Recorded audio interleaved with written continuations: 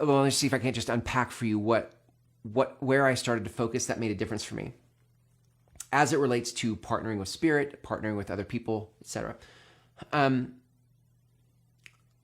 Number one, I noticed that when I spoke from my lived experience, and not the things I had learned and that were in my head and my intellect, but when I spoke from my lived experience, there was a grounding in that experience. I was rooted in what I wanted to say to people.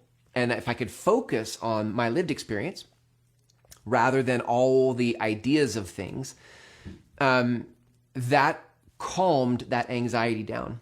One of the assignments I give in my program, the Groundswell Method Intensive, is to go watch The Adjustment Bureau with Matt Damon and Emily Blunt.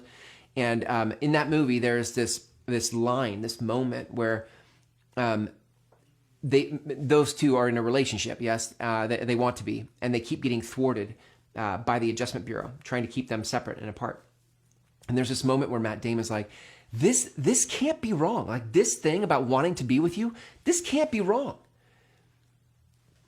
And that kind of conviction comes from you and your lived experience when you and in that space of going like, look, I don't care what anybody else says. This thing can't be wrong. When you get to that place and you can focus on that conviction, what happens is the anxiety falls away because you're like, this is going to happen.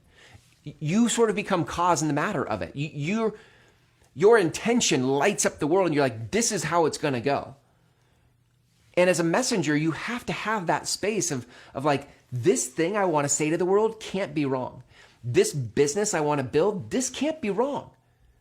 And when you are able to focus on that, knowing that it's true and that you're going to be cause in the matter of it being true,